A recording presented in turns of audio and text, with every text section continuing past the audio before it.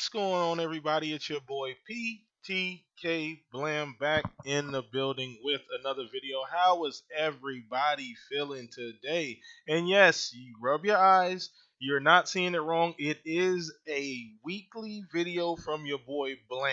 Now, we got a lot to talk about today, but I do want to update you guys and let you guys know why this video was made today and what you guys can expect coming up from the channel as well as the podcast soon. So I am making this video as of today. So I am going back to putting out weekly videos as well. I have not had a time and or date set on doing it, but as of this video today, I am going back to adding content in between podcasts because what I realize is that you guys love content, and the more content I put out, you guys are going to be able to watch it and keep up with, the thoughts I have and the ideas I have, and just in general, more things to watch on the channel. So why not? And now that I have a little bit of free time, I want to take full advantage of that and get back to doing things that I enjoy doing as well. And that's getting back to talking to you guys one-on-one and having these awesome discussions about whatever we decide to talk about on a weekly basis. As well as the podcast, we got the 150th episode coming up this Saturday, 6 p.m. AZ time. You do not want to miss it. I am reaching out trying to get a very, very, very special guest on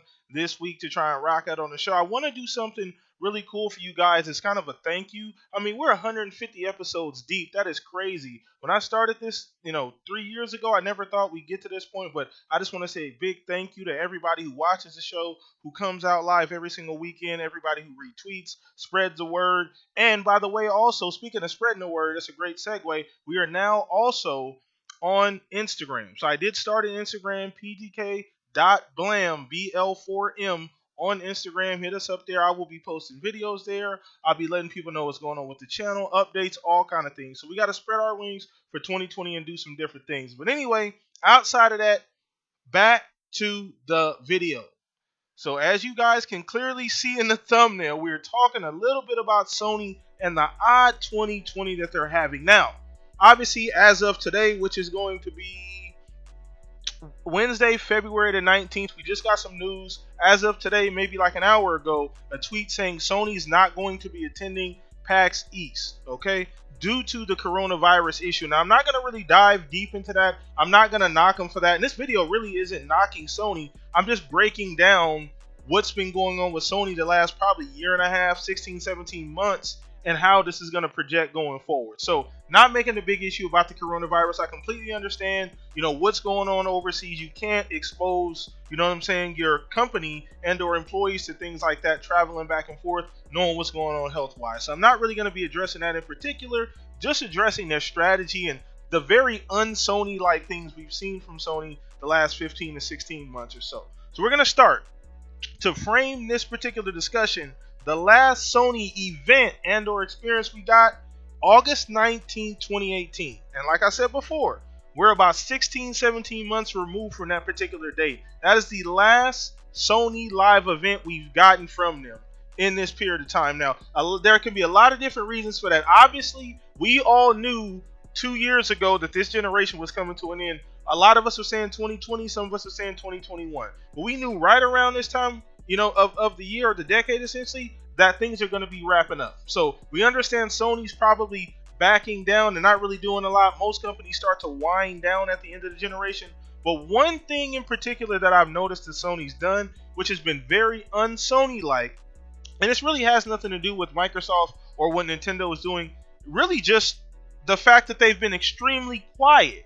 They've been extremely quiet, not a lot of things going back and forth. They actually talk more about sales and or their accomplishments than the actual console. We have yet to see anything outside of a logo for the PS5, and we're maybe 8 months away from the launch of the console, depending on when they decide to show it or announce it. As well as some of the recent things they've been doing is articles coming out saying that they're waiting, for Xbox to put out the price of the Series X before they do it, which is very un-Sony like, because let's think back to 2013. I mean, they set the tone this generation with their counter moves as far as Microsoft getting out or Xbox getting out the stumbling blocks really, really bad in 2013. They played their chess moves and they were able to counter Xbox at every single pass and capitalize on that. So the fact that they would come out and say, hey, we're just going to wait and see what happens on this price thing is kind of odd. That's not very Sony-like. Typically, Sony when they're really, and obviously coming off the success of the PlayStation 4, which they've done phenomenal to this generation, selling over 100 million consoles, by far and away the most sold consoles in this generation so far, barring that the Switch doesn't catch up here pretty soon. So coming off of that success, you would think they do very Sony things like, hey, we're throwing out numbers here, we're going to show this, we're going to show that. But just hearing that they're not going to do any of that, they're going to hold back and wait. Now, a lot of people are saying there's other things going on as well. They're worried about production costs. That was another thing that recently came out. Production of the console, that has to tie into how much are we going to tell people we're going to charge them for this thing. So very, very odd things going on. And like I said, the biggest thing was the fact that they've been extremely quiet. No events. I think we've had maybe 1 or 2 state of plays in that period of time as well. Then this last event, they kind of hyped it up. Not as well. Okay, yeah, they did hype it up a little bit. A lot of the media hyped it up, and we didn't really get anything but a PS5 logo and a trailer for Godfall. That was it, and that was at the VGA. So we didn't really get much anything from Sony. Now, I'm always been on record. You can go back in the archives on the podcast.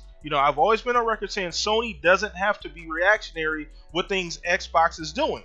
But Xbox has been extremely aggressive.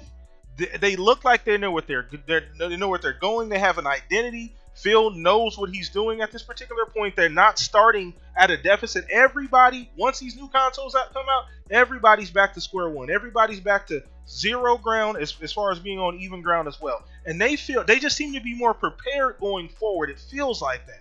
Not saying that that's true or I have some kind of insider information stating that that's factual, but Xbox does feel like they're more prepared coming around than Sony. They're doing extremely bold things, announcing and showing the console super early, way earlier than any of us thought we were actually going to be able to see it. So it's kind of crazy that the shoe is essentially on the other foot at this particular point. Now, this does not go to say that Sony can't put out a tweet tomorrow saying, hey, we're doing an event at the end of this month. Now, as far as that goes, that date has been moved around. I've seen like 5 or 6 different dates for that particular event. I've seen like February 30th.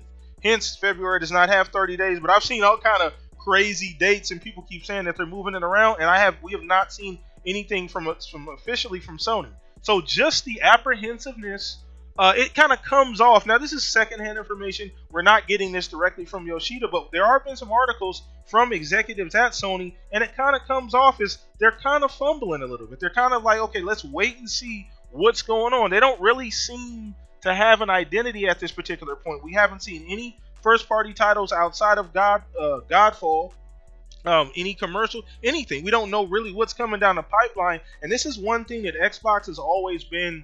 A lot of people say they've lacked in as far as showing a roadmap and showing, hey, this is what we're looking for. This is what we're going to be doing in the future. That way, you guys as fans have a general idea. And for Sony not necessarily to kind of just go dark, just completely go quiet for the last 17, 18 months is very, very odd. But anyway, you guys, before I make this video too long, let me know what you guys think in the comment section about that. This is something that I've thought about. We talked about it a couple times on the podcast. And with this recent news today that they're pulling out of PAX East once again, for a very, very, very major reason, which is understandable. It seems to be just another event, another show that's going to go by that we're not going to see a Sony presence out. So let me know what you guys think. Once again, guys, appreciate the support. Hit the like on the video. Hit the notification button as well before you leave.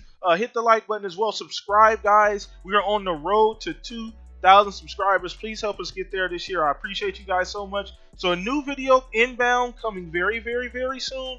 Podcast 150th episode this